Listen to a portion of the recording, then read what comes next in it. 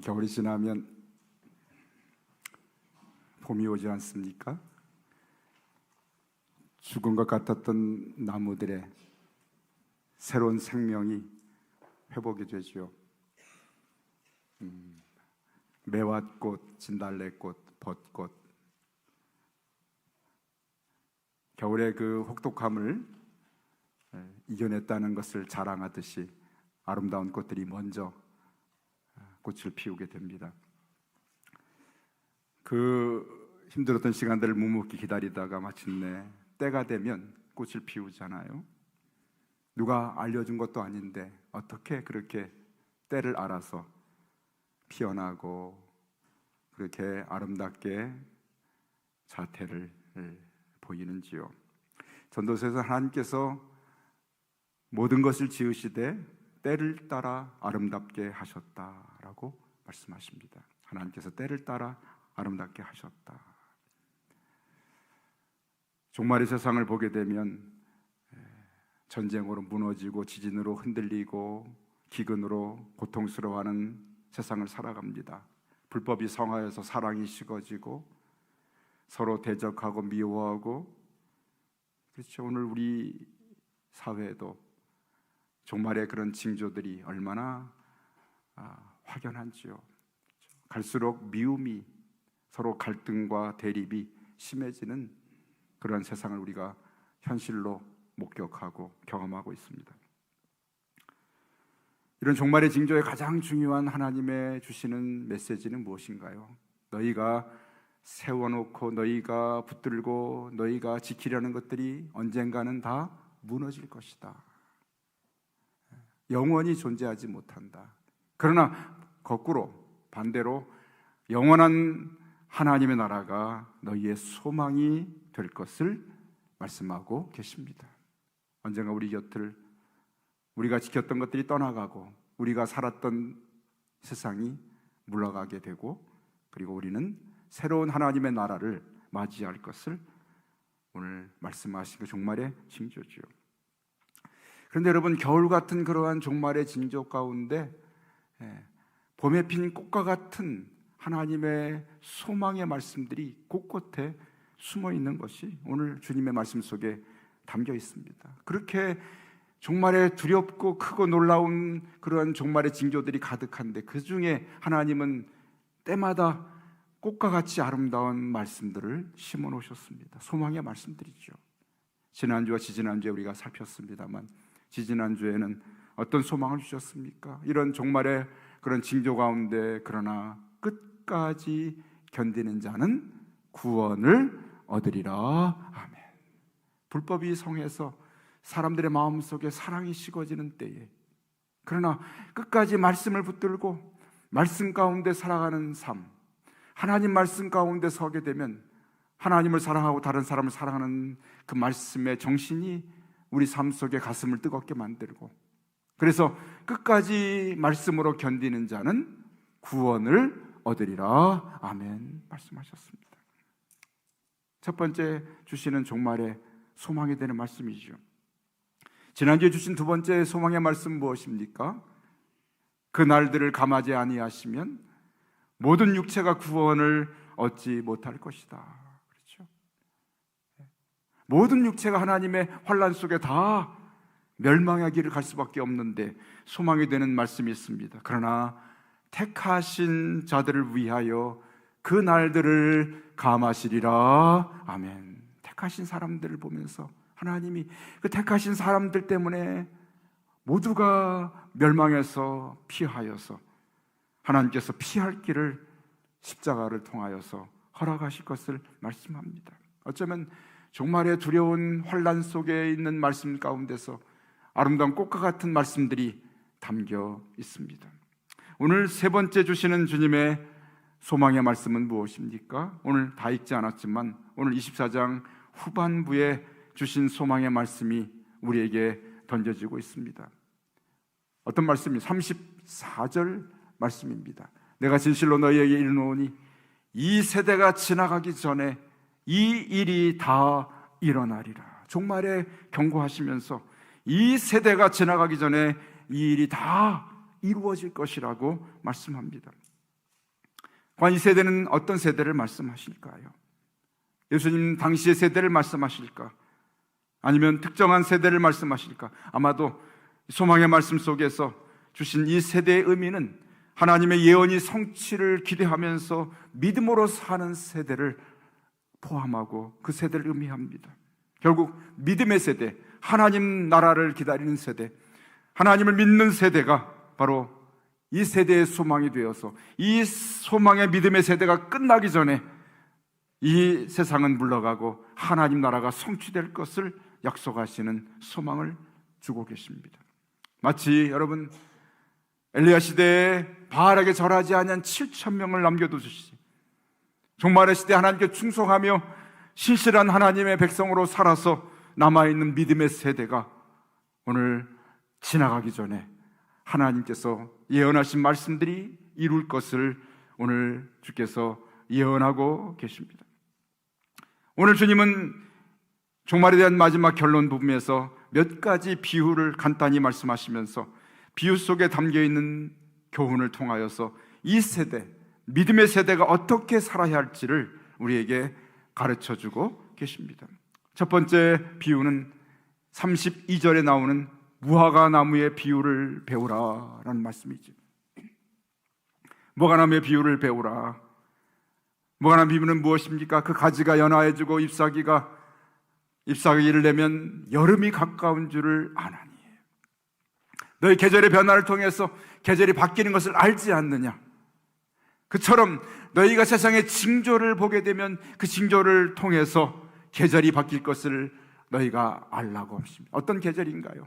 세상이 무너지는 겨울의 계절이 가고 하나님 나라가 시작되어지는 봄의 계절이 시작되는 것을 너희가 알라고 말씀합니다. 그래서 오늘 33절에 이 모든 일을 보거든 어떻게 해요? 인자가 가까이 곧 문 앞에 이른 줄 알라. 세상은 무너지고 하나님 나라가 시작될 것을 알라고 말씀하십니다. 그러기에 이 땅에 소망을 두지 아니하고 하나님 나라 새롭게 시작되는 영원한 나라에 소망을 두고 살 것을 교훈하고 계십니다.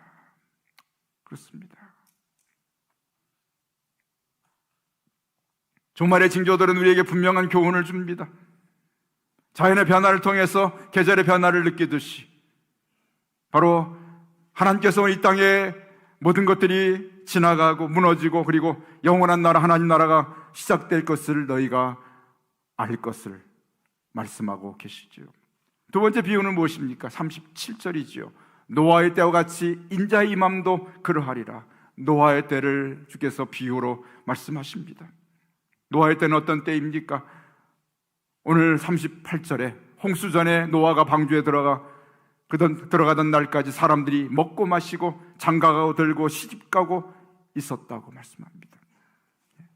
일상의 삶을 사는 것이죠. 그런데 중요한 것은 무엇입니까? 39절에 홍수가 나서 비가 내리는데 온 땅에 물로 가득하는데 그들은 그 멸망이 임하기 전까지 어떻게 해요? 깨닫지 못하였다. 깨닫지 못했다. 일상의 삶을 먹고 마시고 장가들고 시집가는데 그것이 일상의 삶입니다. 그런데 중요한 것은 비가 내리고 있습니다. 그런데 그 비를 보면서 사람들이 말합니다. 어제도 내린 비고 오늘도 내리기 때문에 이 비가 우리를 망하게 하지 못할 것이라 생각하면서 단지 자신의 일상에만 붙들려 사는 그런 삶을 살다가 마침내 온 땅에 물이 가득함으로 세상이 멸망하는 멸망에 임하게 된 것을 말씀합니다.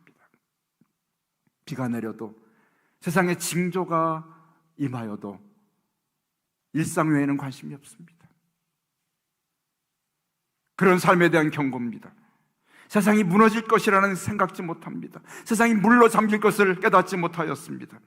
단지 내 인생만 잘 되고 내 인생만 편하게 살고 내 인생만 아무 문제가 없다면 상관이 없다는 일상에 붙들린 삶을 삽니다. 물론 먹고 마시고 장가들고 시집가는 것이 죄가 아닙니다. 그러나 그것만을 붙들고 살아간다면, 그것으로 우리가 붙드는 것이 끝이 난다면 그 다음은 어찌할까요?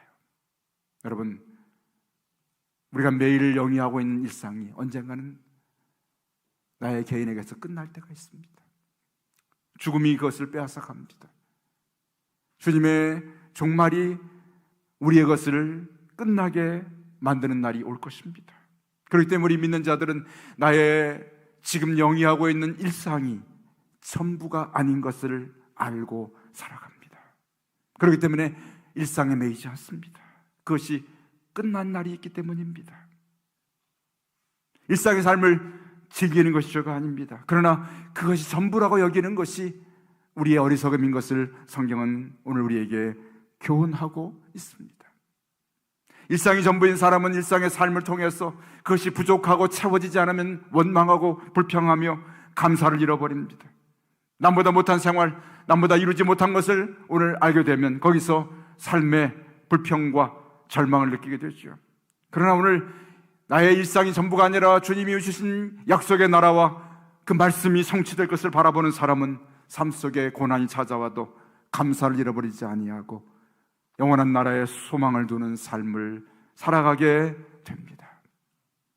주님은 이러한 삶에 대해서 다시 40절부터 두 사람의 부류의 사람을 우리에게 소개합니다. 밭에서 두 사람이 일하는데 한 사람은 데려가고 한 사람은 버려둠을 당한다고 하십니다. 두 여자가 맷돌을 돌리고 있는데 한 사람은 데려가고 한 사람은 버려둠을 당한다고 말씀합니다. 어떤 차이가 있나요?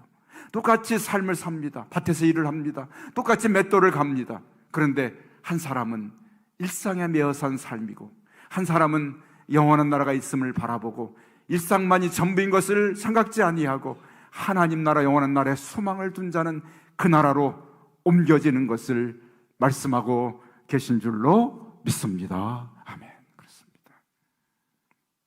자, 주님은 무화과나무의 비유와 그리고 노아 시대의 그러한 비유와 그리고 두 사람의 밭에서 일하고 맷돌을 가는 사람의 비유를 통해서 우리에게 주시는 중요한 교훈의 말씀을 42절과 44절에 이렇게 말씀하십니다. 그러므로 깨어 있으라. 44절 이러므로 너희도 준비하고 있으라 말씀하십니다. 단지 나의 삶의 일상을 즐기는 것만으로 끝이 아니라 주께서 언젠가 내가 붙들고 내가 즐겼던 이것들이 끝이 나는 날이 있고 그리고 나에게 주님의 약속의 말씀들이 이루어지는 그날이 있을 것이라는, 그래서 그것이 나의 삶의 현실로 임할 것을 믿는 삶이 바로 깨어있는 삶입니다. 그것을 준비하는 삶입니다. 오늘 이 땅을 살아가는 그리스도인들에게 주시는 두 가지 주님의 교훈의 영적인 모습은 깨어있는 삶과 준비하는 삶입니다. 여러분 함께 따라 하십시다.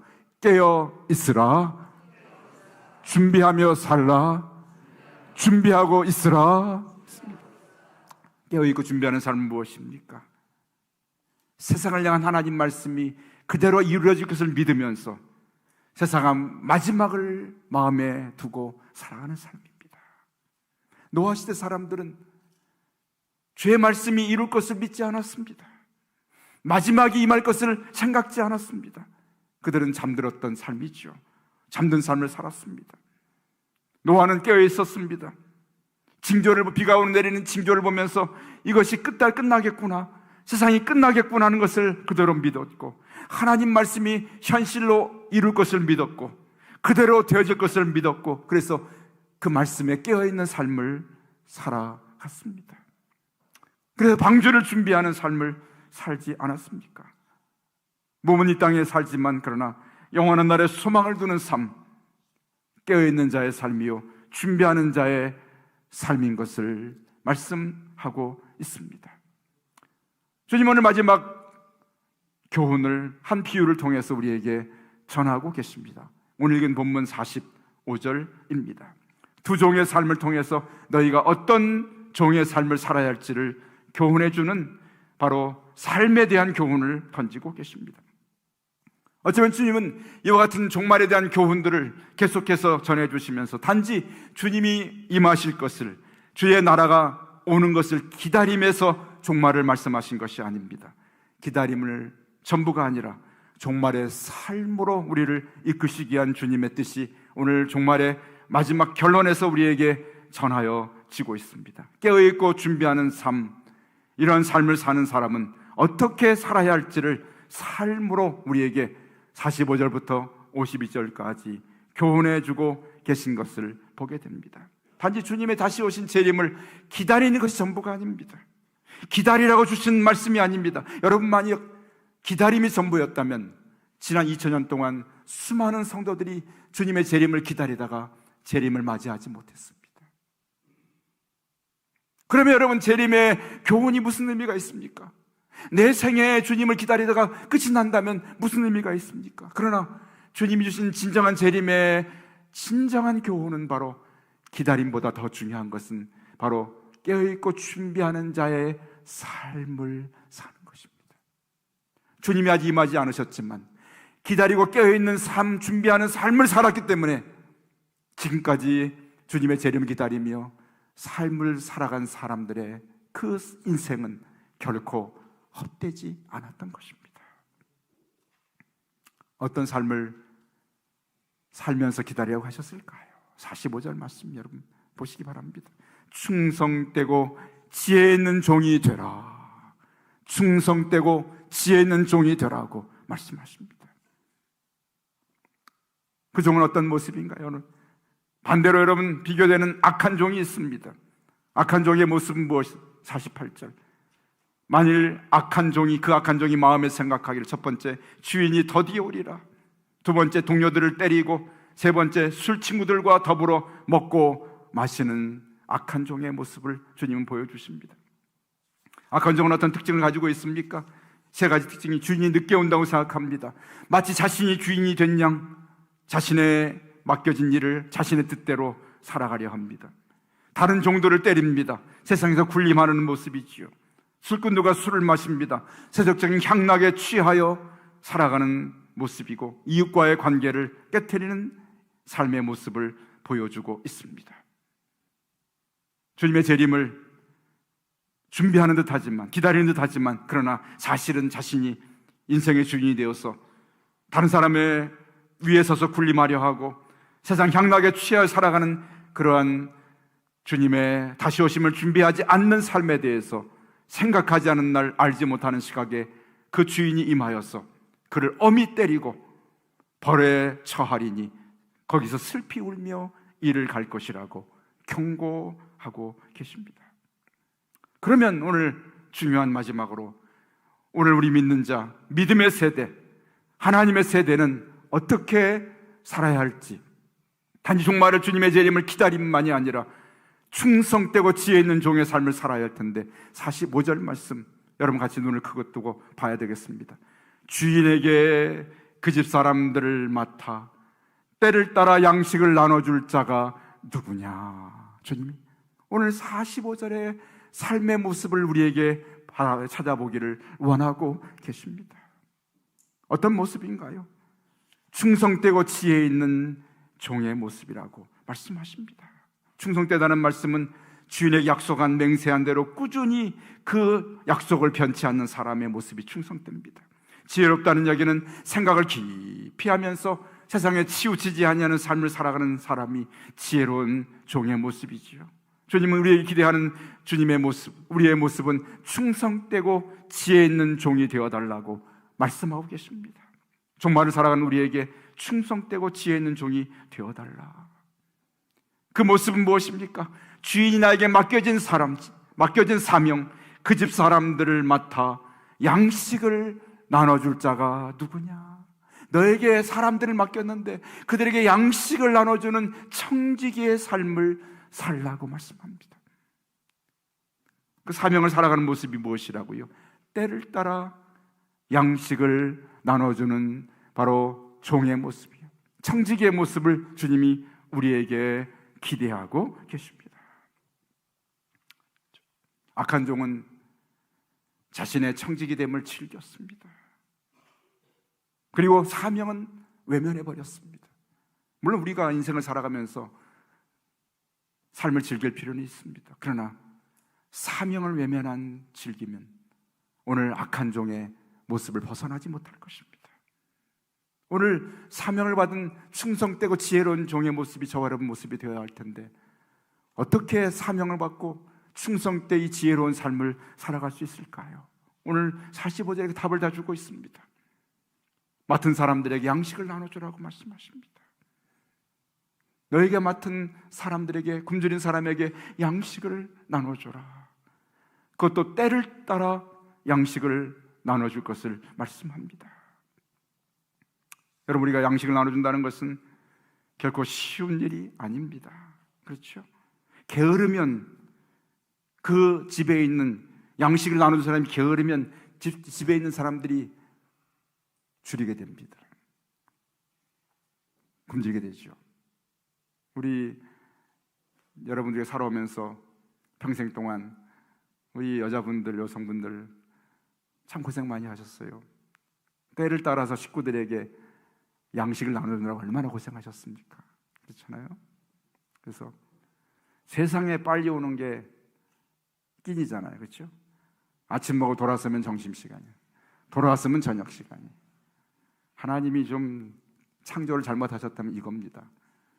하루에 한 끼만 먹어도 되게 하든지, 또는 일주일에 한 번만 먹어도 되게 하든지, 한 달에 한 번 먹어도 되든지, 한꺼번에 1년치 다 먹으면 1년 배 안 고프면 얼마나 좋습니까? 아무리 많이 먹어도 때만 되면 또 왜 이렇게 배가 고픕니까? 조금 먹은 사람이나 많이 먹은 사람이나 똑같아요. 얼마나 귀찮으면 자기 남편을, 우리 남편은 삼식이라고, 제발 이 시기만 되면 좋겠다고. 제가요, 제 아는 친척 결혼식에 갔습니다. 오늘 교회 장로님이랑 그 자녀를 결혼시키는데 교회 권사님들이 많이 오셨더라고요. 그래서 제가 혼자 갔으니까 남의 교회 성도들 테이블에 앉아서 밥을 먹는데 권사님들이 다 앉아서 식사를 하십니다. 그러면서 하시는 말씀이, 어떤 분이 아무개 권사 많이 갖고 와, 많이 갖고 와. 오늘 점심도 먹고 저녁까지 먹고 가자. 그러면서 막 퍼다가 막 잡수시죠. 두 가지 생각이 있는 것 같아요. 온 김에 본전 먹고 가자, 그런 생각이 있는 것 같고, 또 하나는 저녁 차례 귀찮으니까 다 먹고 가자, 저녁까지, 그냥 그런 것 같습니다. 되나요? 아무리 많이 먹어도 시간이 지나면 또 배고픈데 가서 먹어요. 라면이라도 끓여 먹어야지, 가서. 그렇죠? 먹어요. 끼니를 찾아 먹어야 됩니다. 우리 교회 성도들은 그냥 담임목사 닮아가지고 어디 가나 이렇게 밥을 먹어도 참 우아하게 세련되게 이렇게 드시는, 때를 따라서 양식을 나눠준다는 것이 얼마나 힘든 일인가요? 나를 희생하고 나를 헌신하지 않으면 때를 따라 할 수가 없습니다. 그렇죠? 내 즐거움과 나를 위해서 내가 마음을 두고 시간을 두면 어떻게 다른 사람 배고픔에 때를 따라 줄 수 있나요? 그렇죠? 내 즐거움과 나의 유익에 취해 있으면 그 게으른 주인 때문에 그 집에 있는 사람들이 양식을 먹지 못해서 배고픕니다. 굶주립니다. 그래서 주님께서 때를 따라 양식을 나눠주는 그러한 청지기 사명자를 주께서 충성되다고 지혜롭다고 말씀하면서, 너희가 이 마지막 때, 이 마지막 종말에 살아가는 너희가 충성되고 지혜 있는 종이 되기를 주께서 우리에게 부탁하고 계십니다. 그것이 오늘 종말을 말씀하시면서 수많은 징조와 종말의 비유를 말씀하여 주께서 우리에게 주시는 마지막 결론은, 너희 모두가 믿음의 세대인 너희가 있기 때문에, 충성된 너희가 있기 때문에, 지혜 있는 너희가 있기 때문에 세상이 소망이 되주라. 굶주린 사람들에게 때를 따라 양식을 나눠주는 믿음의 세대가 되어주기를 원하고, 때를 따라 세상에 양식을 나눠주는 지혜 있는 세대가 되어주기를 원한다고 주께서 말씀하십니다. 여러분, 주께서 누구에게 이 말씀을 부탁하셨을까요? 누구에게 이 종의 충성되고 지혜 있는 모습을 기대하고 계셨을까요?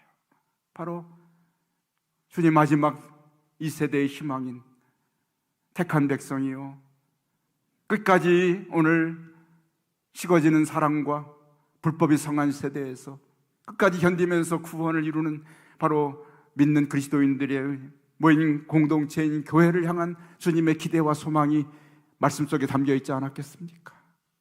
오늘 우리 교회를 향하여서 주님께서, 우리 믿는 믿음의 세대를 향하여서 주께서 주시는 기대는 바로 오늘 45절 말씀입니다. 너희가 이 종말의 마지막 때 충성되고 지혜 있는 종들이 되어주기를 원한다 말씀하십니다. 교회가 마냥 악한 종처럼 자신들이 교회 주인 행세를 하게 되면 악한 종이 됩니다. 다른 종을 때리는 것처럼 세상에서 교회가 힘을 가지고 군림하려 하면 악한 교회가 됩니다. 술꾼들과 술을 마시는 그런 악한 종처럼 세상의 향락에 취하여서 자신들밖에 모르고 우리들만 알고 우리 안에서만 기뻐하고 즐거워하는 그런 교회를 이룬다면 이웃과의 관계는 단절되고 깨어지고 세상 향락에 취한 교회에 불과할 것입니다. 주님께서 오늘 찾으십니다.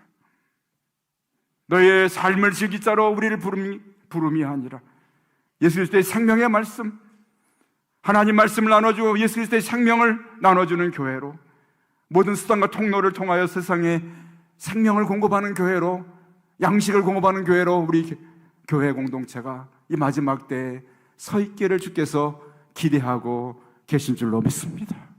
이것이 바로 충성되고 지혜 있는 종을 찾으시는 주님의 마음입니다.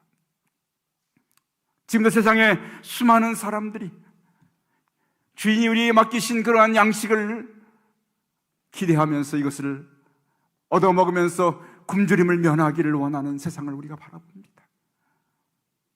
오늘 세상에 얼마나 수많은 사람들이 영의 양식을 먹지 못하여 줄이고 목말라서 갈급하고 굶주린 그러한 삶 속에서 방황하며 살고 있습니까? 종말의 징조를 바라보면서 영원히 하지 못할 것을 붙들고 그것에 몸부림치며 살아가는 세상 가운데 주께서 오늘 우리에게 충성된 종으로, 지혜 있는 종으로 사명을 맡겨주시면서 너희의 집에 맡겨주신, 주께서 맡으라고 주신 그런 사람들에게 때를 따라서 양식을 나눠주라고 부탁하십니다. 그것이 우리 종말의 삶을 살아가는 교회 공동체의 모습이요, 믿는 믿음의 세대 우리들의 삶의 모습이 되어야 할 줄로 믿습니다. 여러분, 우리가 충성되어야 되겠습니다. 우리가 지혜로워야 되겠습니다. 어떻게 하면 주여 우리에게 맡기신 영혼들에게, 양식을 기다리는 저들에게 때를 따라서 양식을 줄 수 있겠습니까? 그렇게 할 수 있도록 주님 부지런해 하시고 나의 삶에 얽매이지 말게 하시고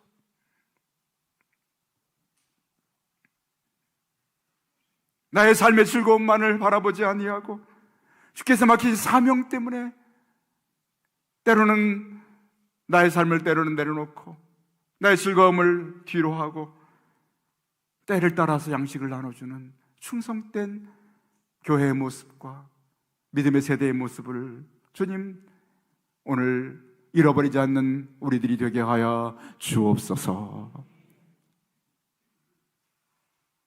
45절 말씀 같이 한번 읽어볼까요? 큰 소리로 여러분 펴서 한번 봅시다. 종말의 마지막 중요한 교훈이기 때문입니다. 읽어봅니다. 충성되고 지혜 있는 종이 되어 주인에게 그 집 사람들을 맡아 때를 따라 양식을 나눠줄 자가 누구냐고요? 주님, 바로 우리들입니다. 우리가 주님 이 마지막 때 우리 금천교회 공동체가 오늘 믿음의 세대인 우리가 충성되어서 지혜 있는 종이 되어서 주께서 맡기신 영혼들에게 때를 따라 양식을 나눠주는 사명을 감당하는 우리들이 되게 하여 주옵소서. 우리 되기를 원합니다. 어쩌면 우리 한국교회는 죄송하지만 악한 종의 모습을 버려야 할 것입니다. 주님이 늦게 오신다고 내가 주인 행세를 하고 세상에 군림하려 하고 그리고 세상의 향락에 취하여서 이웃과의 관계를 깨트려 버리는 그런 교회 공동체가 아니라 주님 오늘 종말의 때를 살아가는 충성된 교회, 지혜로운 그런 믿음의 세대가 되어서 우리에게 맡기신 사명을 위하여서 때를 따라 양식을 나누는 교회가 되게 하시고 때를 따라 사람들에게 생명의 양식을 나눠주는 믿음의 세대가 되게 하여 주옵소서. 때로 우리가 손해를 보고, 때가 우리가 힘들고 어려워도 이 사명 때문에 생명을 걸고 복음을 나눠주고 생명 양식을 나눠주고 사람들에게 필요한 주의 사랑을 나눠주는, 때를 따라 양식을 나눠주는 우리 금천교회 공동체가 되게 하여 주옵소서. 충성되게 하여 주옵소서. 지혜 있게 하여 주옵소서. 마지막 때 주께서 기대하는 믿음의 공동체가 되게 하여 주옵소서. 오늘 말씀 속에서 사명을 발견하고 충성되고 지혜 있는 공동체로 주 앞에 서서 세상에 양식을 나눠주는, 때를 따라 양식을 나눠주는 우리 금천교회 공동체와 모든 믿음의 세대가 되시기를 주의 이름으로 간절히 축원합니다. 아멘.